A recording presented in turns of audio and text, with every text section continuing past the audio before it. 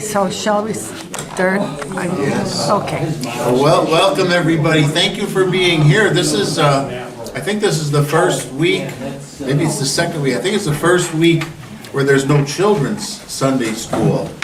So, those of you that stayed, that shows your high dedication. I'm glad that you're here. And we're looking at Luther's large catechism.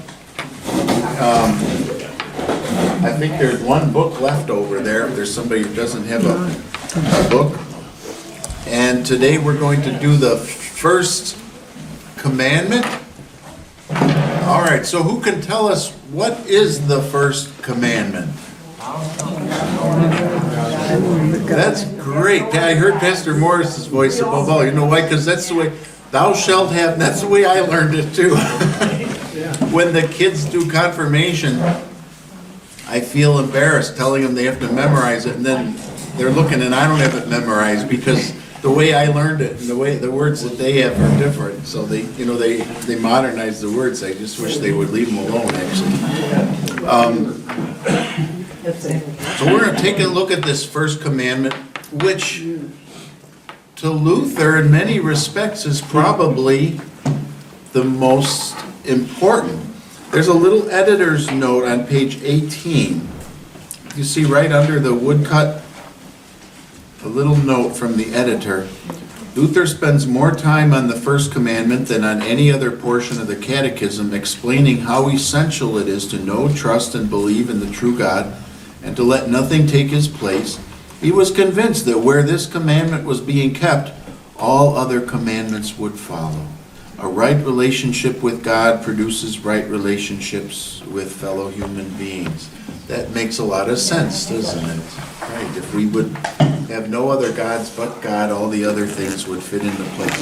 By the way, before we go any further, that up in the upper left there, you see the illustration. I can't remember the year, and I ought to.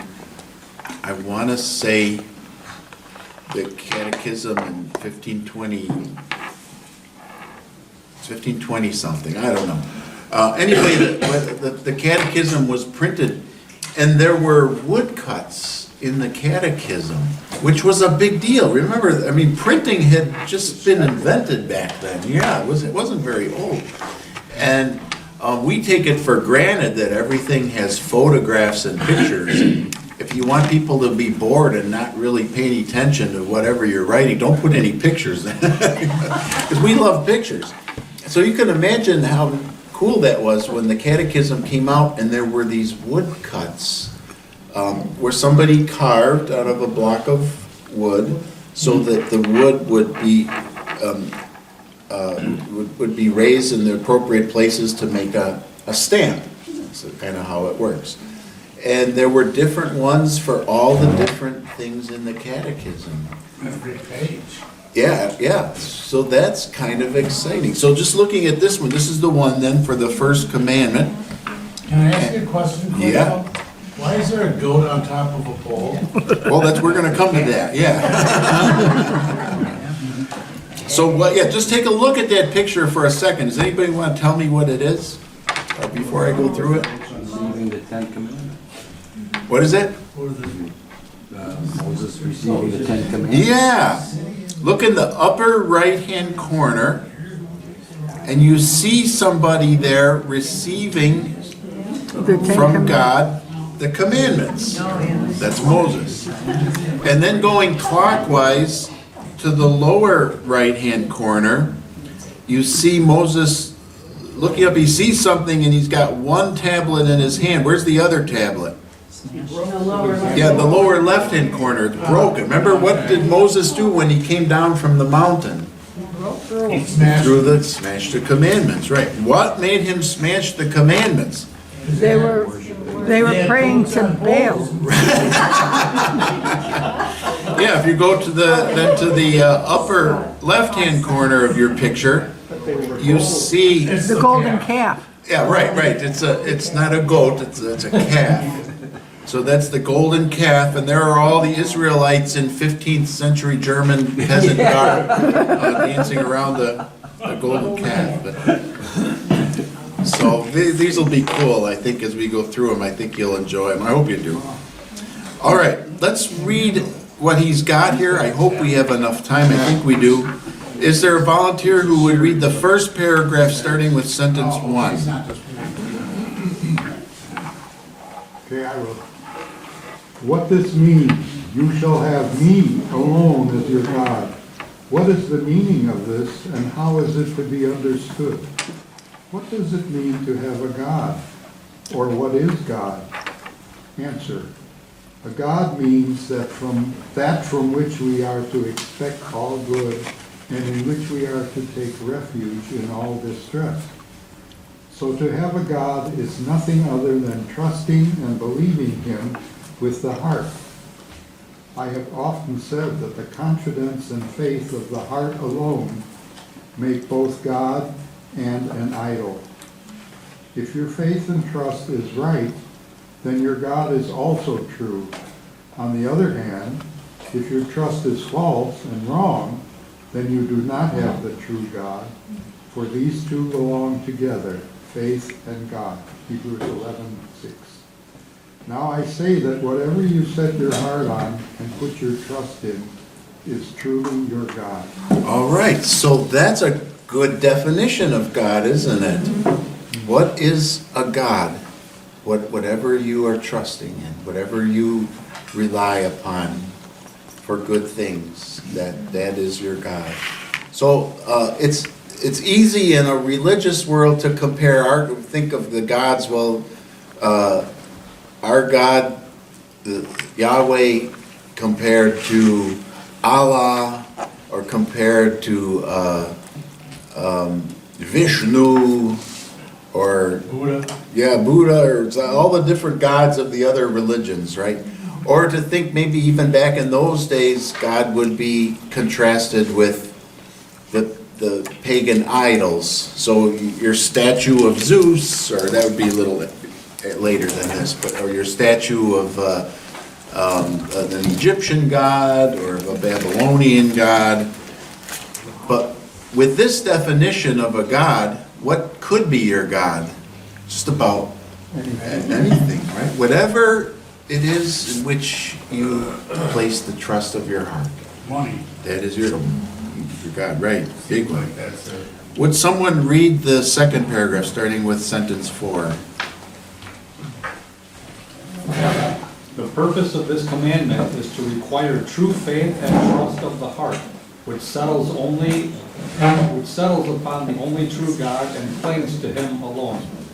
It is like saying, see to it that you let me alone be your God, and never seek another. In other words, whatever you lack of good things, expect it from me. Look to me for it. And whenever you suffer misfortune and distress, crawl and cling to me. I, yes, I, will give you enough and help you out of every need. Only do not let your heart cleave to or rest on any other. All right. I found that interesting because it puts a very positive spin and dimension on a commandment. So when you think of commands, your first, maybe I shouldn't speak for you, but I think for most of us, our first impulse is, oh boy, more rules, more regulations, more things I gotta do. Don and I would ride the train, and the announcer would come, the conductor would come on the intercom, and you can't make out their voice, you know. Same on airplanes, right? What am I missing, right? What are they telling us that we got to know that we don't know here? But this is a very positive spin on it, isn't it? That you should look to our God. Why? Because you look for Him to give you good things. You look for Him to be the one who rescues you when you're in distress. That's really good, isn't it? The next paragraph there, he's going to start giving, in the first sentence, he calls them counterexamples. So if you want to see more clearly what having the trust in the true God looks like, let's show some examples of trust in false gods, and maybe that will help it get more acuity there. So what the first one in sentence 6 on the next page is, a person whose God is mammon. What is mammon? Money and possessions. Money and possessions, right? Keith said that. That's an obvious one, isn't it? Do we all see people whose God is money? That might, maybe he mentions it first because it's the biggest one. Can you think of anything else that is a bigger God for people? Time. Time? You mean like health-wise or like? Time, interests. I think you sold it for something else. Well, I'm trying to think if is that a bigger one than money for people? Or maybe money is a means to, Maybe if you're ill, time is, yeah. Power and prestige. There you go. All right, well, so we're gonna look at some more. So look at the next paragraph, starting in sentence number 10. So too, whoever trusts and boasts that he has great skill, prudence, power, favor, friendship, that's prestige, and honor, prestige, also has a God, but it is not the true and only God. So in addition to money, those are all some other examples of things that people make into their gods. How common is that? I think I see it all the time. I think it's all around us. Let's look at another one. Would somebody read the next paragraph, starting with sentence 11? Besides, consider our blindness, which we have been practicing and doing under the papacy up until now. If anyone had a toothache, he fasted and honored Saint Apollonia. If he was afraid of fire, he chose St. Lawrence as his helper. If he dreaded bubonic plague, he made a vow to St. Sebastian or Roccio. There were a countless number of such abominations, where everyone chose his own saint, worshipped him, and called to him for help in distress. Here belong such people as sorcerers and magicians, whose idolatry is most great, Deuteronomy 18. They make a deal with the devil in order that he may give them plenty of money or help them in love affairs, preserve their cattle, restore them to lost possessions, and so forth. For all such people place their heart and trust elsewhere than in the true God. They look to him for nothing good, nor do they seek good from him. Okay, good. So he starts out there with the common experience in his day and age of having all the patron saints, right? yeah, There's more, this- that's like a Catholic thing. Yeah, right. That's exactly. Right. So there's a saint for this and a saint for that. And if you're trusting in Saint so-and-so to do something for you, what's not present? Trust in the true God. He's not deity. But lest we just dismiss this too quickly and say, well, yeah, those dumb Catholics back 500 years ago. He ties it to something that is very real for us today. Sorcerers and magicians. Now, do we have sorcerers and magicians today? Yes. But the key there is those who have this great idolatry, those who are making a deal with the devil, or they have some scheme to help them in some particular way, and that becomes their God. So people that trust in anything to help them receive what is good, and that trust supplants the proper trust in God. So here's a great example, I think. I won't tell you his name, but a very, very famous pastor in the United States. He's not Lutheran. I sure wish he was. He got cancer many years ago, and he wrote a booklet really. It's a short book or a long pamphlet. I don't know if any of you like. But it was called "Don't Waste Your Cancer."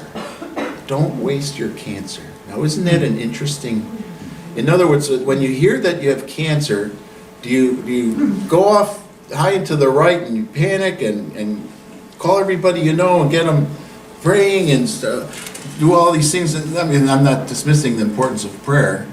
You make the best of it.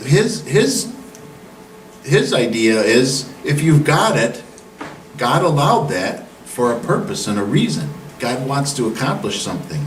So if your eyes are upon the Lord, if you're focused on God, if you know, as Luther says here concerning the first commandment, that God gives us every good thing, you see it differently. So he says, never, in the book, he says, never put your trust in odds.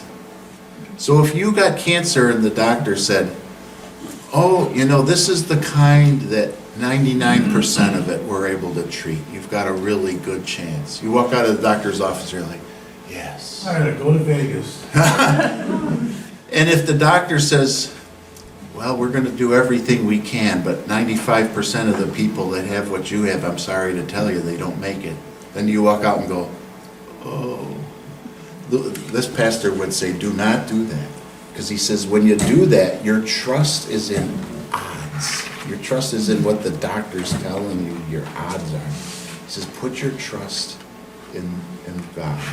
Isn't that a different way of looking at things than we usually do?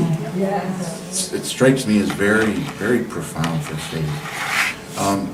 Would someone read the paragraph starting with sentence 13?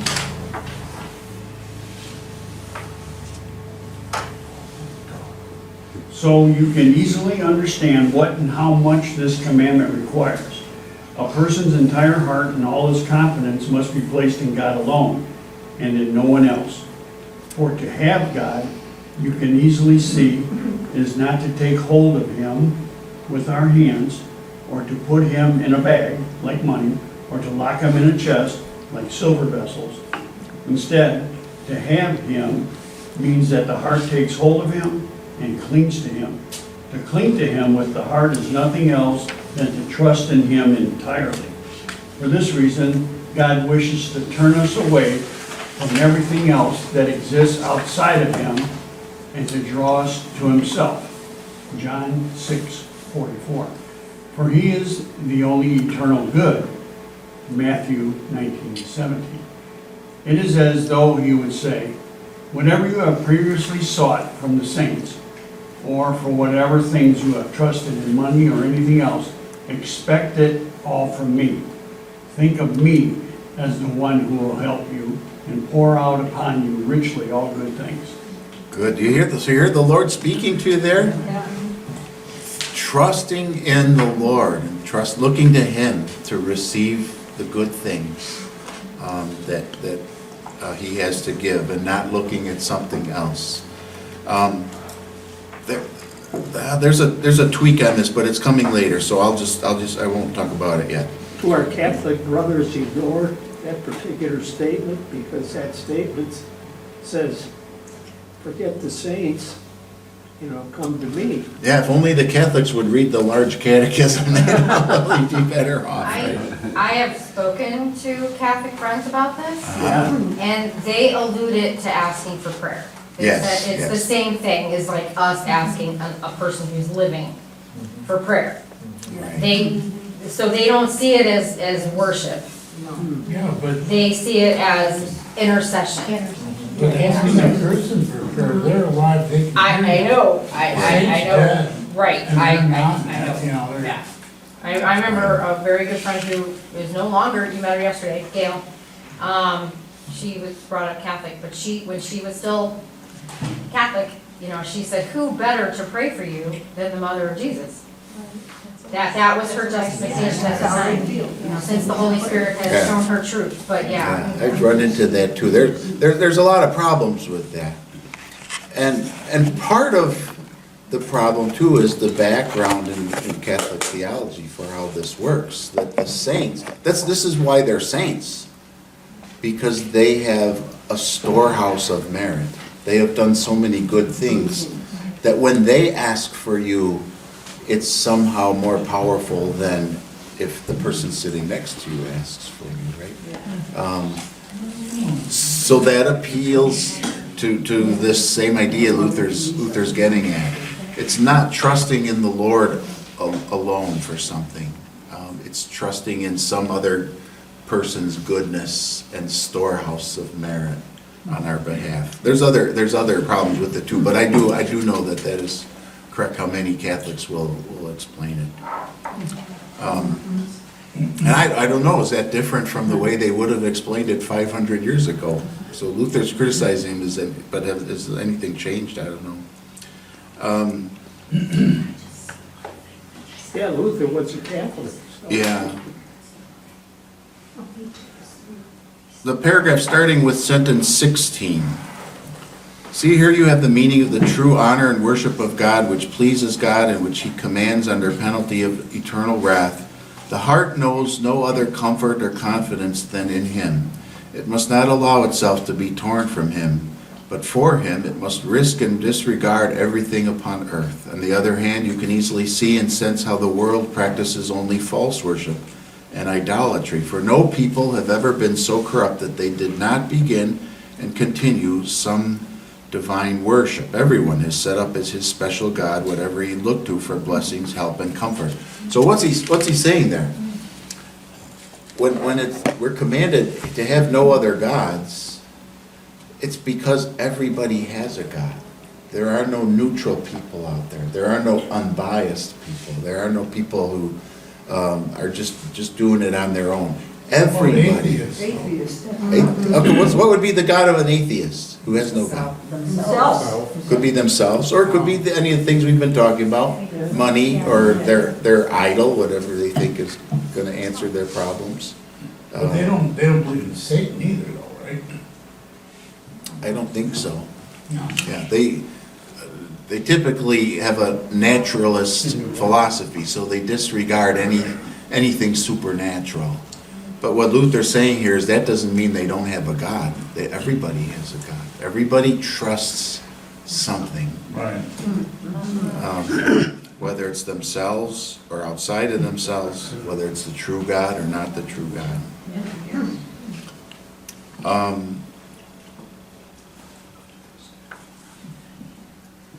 The next paragraph, he addresses the pagans and their false idolatry. I want to get down to the paragraph that starts with sentence 22.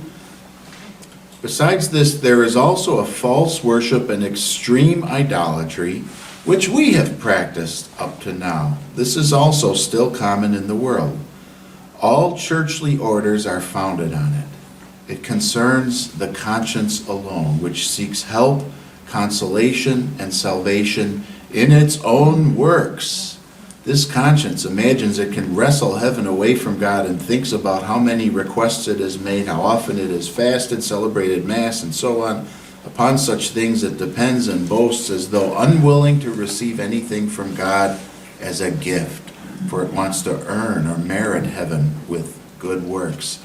All right, so that is a powerful idol too, isn't it? Mm-hmm. The idea that not that I'm trusting God and reposing the faith of my heart in him to do these good things, but that God sort of owes it to me because I'm such a good person. I'm not a bad person. I'm a good person. I haven't killed anybody or right. Why would I not go to heaven? Why would I not get good things from God? He kind of owes it to me. But that's not how God works. Everything that comes from God is a gift. So if I'm trusting in myself or my own good works, that becomes my God. And it's in contrast to the true God. Does that make sense? So you see the counter examples he's been giving here of different kinds of gods that people have. Let's go to the paragraph that starts with sentence 26. Would somebody read that paragraph? Even though we experience much good from other people, whatever we receive by God's command or arrangement is all received from God. For our parents and all rulers and everyone else will respect to his neighbor have received from God the command that they should do us all should do us all kinds of good.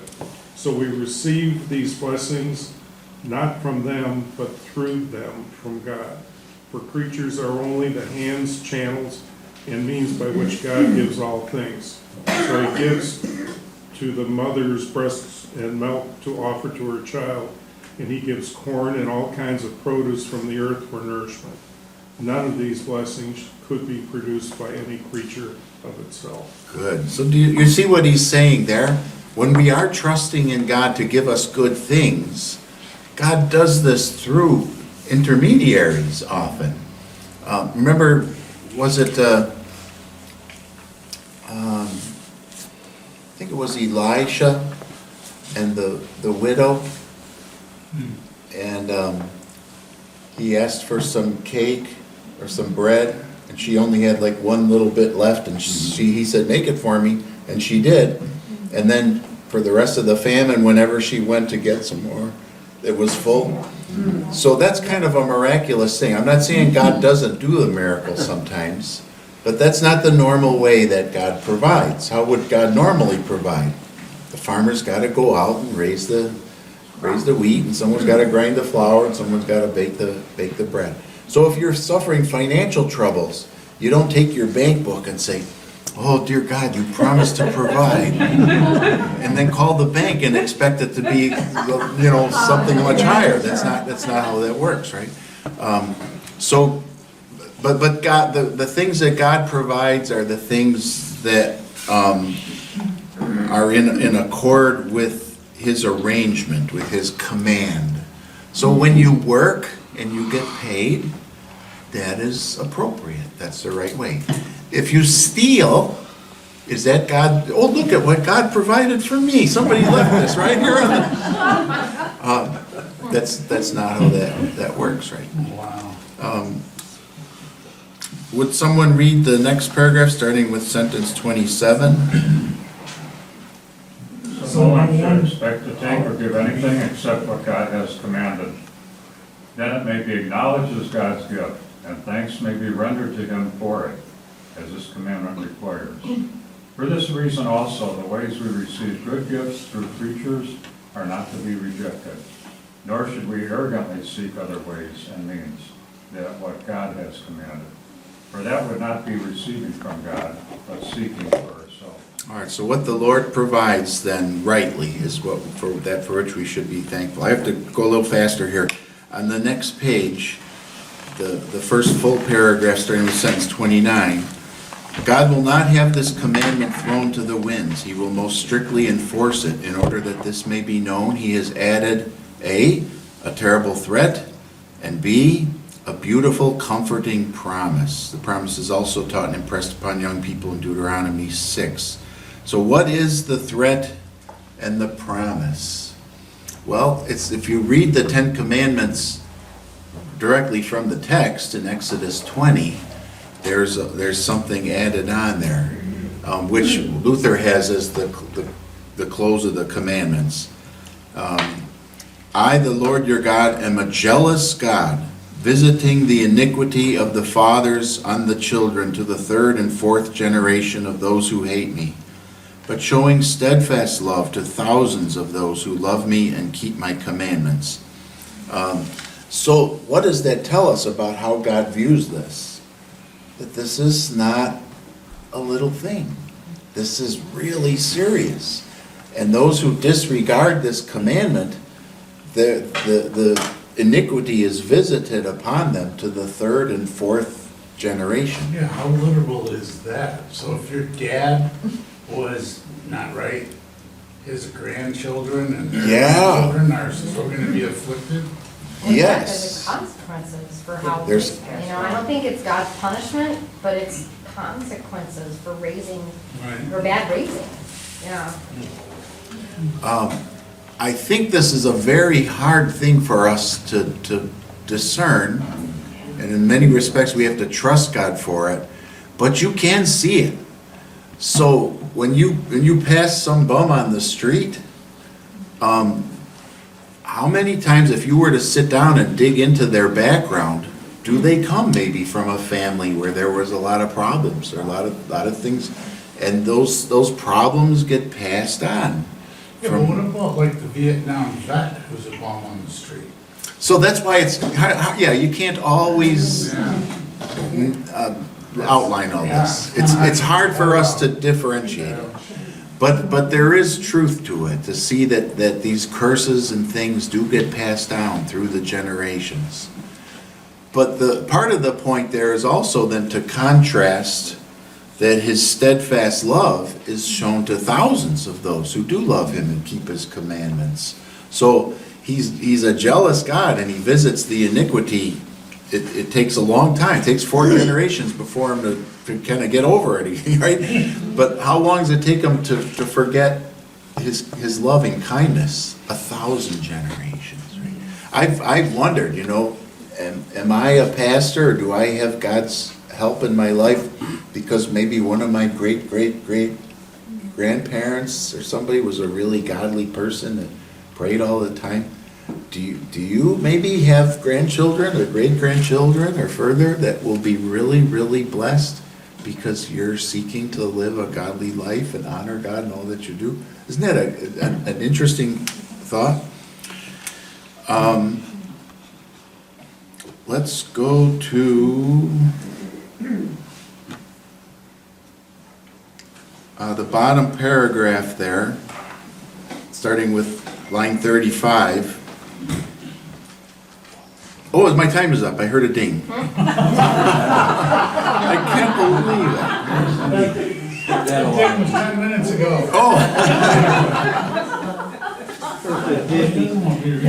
Set the timers on down here. I forgot.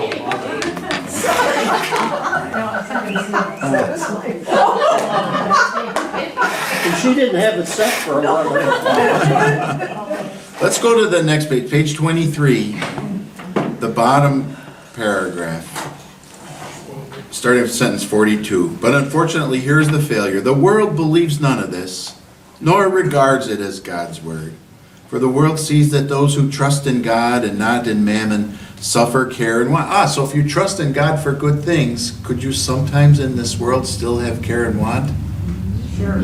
Yes. And that the devil opposes and resists them. They don't have money or favor or honor, and besides can scarcely support life.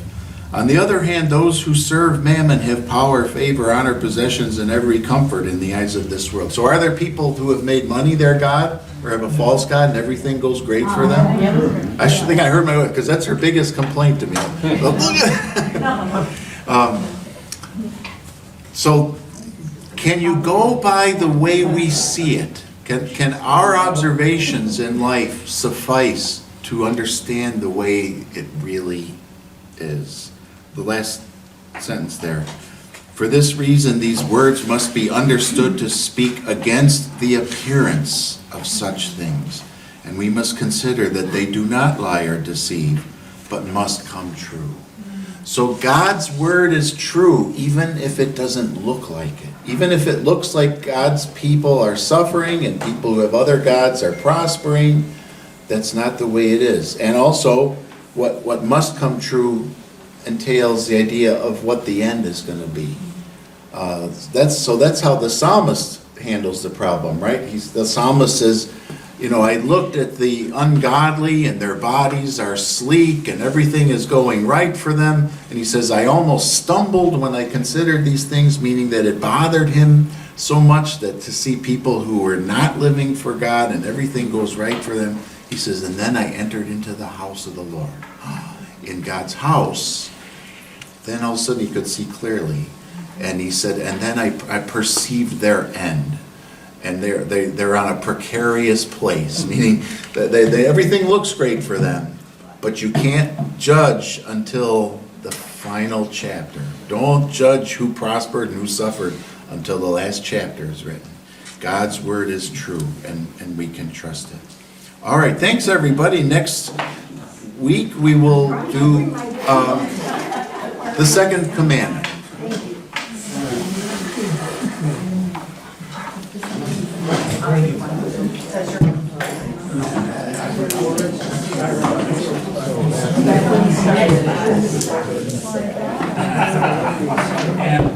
And For